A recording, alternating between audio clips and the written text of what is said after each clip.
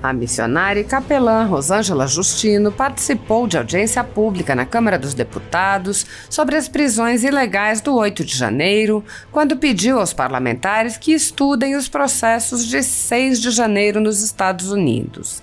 Ela explicou, porque tudo o que aconteceu lá está acontecendo aqui. Rosângela Justino disse, inclusive para os senhores compreenderem o estratagema que foi utilizado na América para a gente compreender melhor o que está acontecendo aqui no Brasil, aprender o estratagema. A missionária alertou. A intenção deles é prender o ex-presidente dos Estados Unidos, assim como a gente percebe pelos movimentos que a intenção é prender o nosso ex-presidente aqui no Brasil também. Rosângela Justino agradeceu aos parlamentares que levaram uma denúncia à ONU, mas alertou sobre as circunstâncias. Ela disse, uma outra questão é que nós, inclusive os senhores que foram à ONU, cumpriram todo um protocolo, porque o Brasil é signatário da ONU, enfim. Mas a gente sabe que tudo o que está acontecendo no Brasil, nos Estados Unidos, tudo advém da ONU. E a gente foi lá conversar com o embaixador brasileiro do governo atual. Fomos reclamar com o governo do que o governo aqui está fazendo. De qualquer forma, achei válida a ida dos senhores lá. A missionária alertou sobre a necessidade de lutar pela soberania brasileira, em especial os parlamentares, e apresentou um dado importante a ser levado em consideração.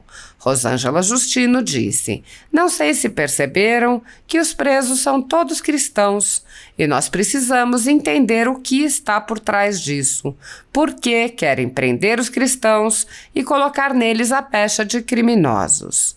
Rosângela Justino alertou ainda sobre as armadilhas em que os parlamentares conservadores caem ao defender o mesmo discurso da esquerda. Ela perguntou, os senhores já perceberam que a democracia defende alguns e rejeita outros? A missionária sugeriu, a gente precisa desenvolver mais esse debate de ideias. No contexto atual do Brasil, muitas pessoas estão sendo tratadas como subcidadãos e subhumanos pelo simples motivo de terem manifestado apoio ao ex-presidente Jair Bolsonaro. Por expressarem suas opiniões, são alvo de CPIs, de inquéritos secretos conduzidos pelo ministro Alexandre de Moraes no Supremo Tribunal Federal, ou são vítimas de medidas arbitrárias, como prisões políticas, apreensão de bens, exposição indevida de dados, entre outras. Sem justificativa jurídica, o ex-corregedor do Tribunal Superior Eleitoral, Luiz Felipe Salomão, decidiu confiscar a renda de sites e canais conservadores para destruir empresas privadas das quais discorda. O inquérito administrativo já está no terceiro relator, tendo passado pelas mãos de Mauro Campbell Marques e agora se encontra sob a responsabilidade do corregedor Benedito Gonçalves. A decisão, que incluiu a Folha Política, confisca todos os rendimentos do jornal e teve o apoio e aplauso dos ministros Luiz Roberto Barroso, Alexandre de Moraes e Edson Fachin. Marcar pessoas e fechar empresas por motivações políticas são atitudes que já foram observadas na história, nunca em democracias. Na verdade, são atitudes que só foram vistas nas mais cruéis ditaduras. Se você apoia a Folha Política e pode ajudar a evitar que o jornal seja fechado por falta de recursos para manter sua estrutura, cumprir seus compromissos financeiros e pagar seus colaboradores, doe qualquer valor à empresa Raposo Fernandes através do Pix, utilizando o QR Code que está visível na tela ou o código ajude@folhapolitica.org. Caso não utilize Pix, há a opção de transferência bancária para a conta da empresa Raposo Fernandes, disponível na descrição deste vídeo e no comentário fixado no topo. Há 10 anos, a Folha Política vem enfrentando a espiral do silêncio imposta pelo cartel de mídia que quer controlar a informação. Pix ajude@folhapolitica.org. Assim está. Eu queria fazer uma sugestão, pontuar para os senhores o seguinte.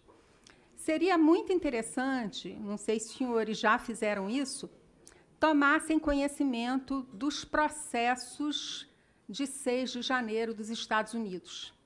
Porque tudo que aconteceu lá está acontecendo aqui, no Brasil.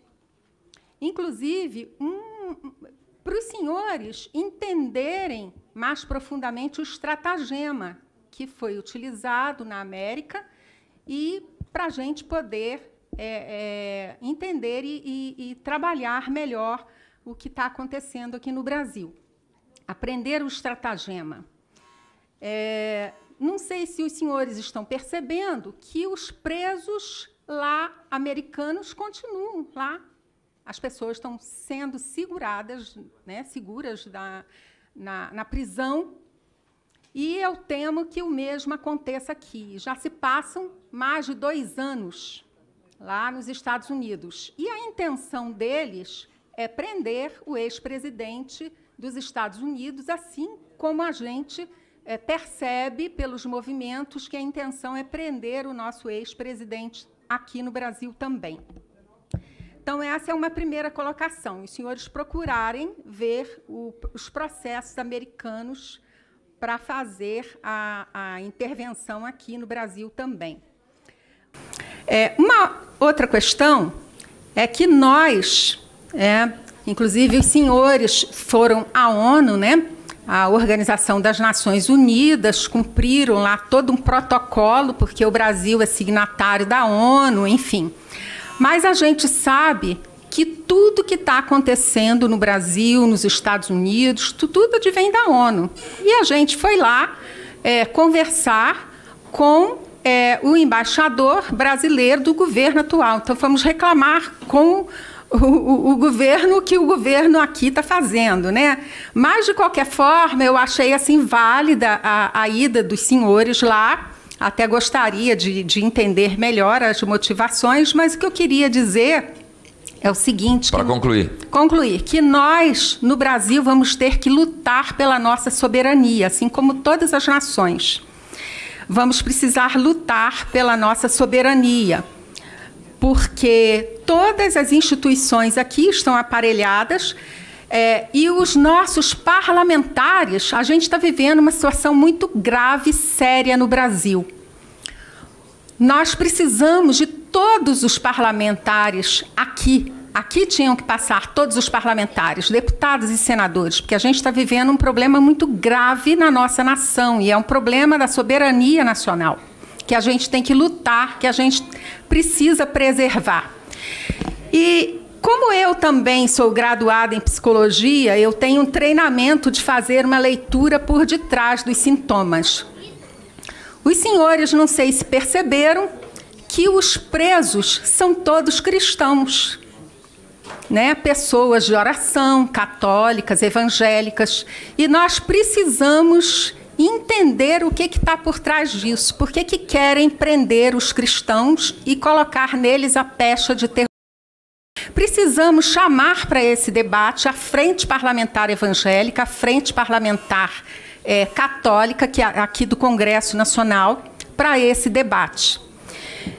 E, por fim, eu queria, assim, chamar a atenção dos senhores para o fato de por que a esquerda defende tanto a democracia. E eu vejo que nós, né, que somos contra a esquerda, estamos caindo na mesma defesa. Todos os parlamentares aqui e várias pessoas falaram na defesa do Estado Democrático de Direito. Nós somos uma república federativa.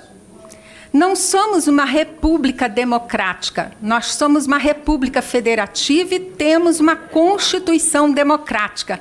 Os senhores já perceberam que a democracia defende alguns e rejeita outros? Então, eu acho que está na hora da gente rever também esse nosso regime político no Brasil. Então, são algumas pontuações assim que eu queria fazer para os senhores. A gente precisa desenvolver mais esse debate, essas ideias. E é isso. Muito obrigada. Muito obrigado. Por me aguentarem. Não, obrigado. Na última fala. Obrigado, dona Rosângela Justino. E nós vamos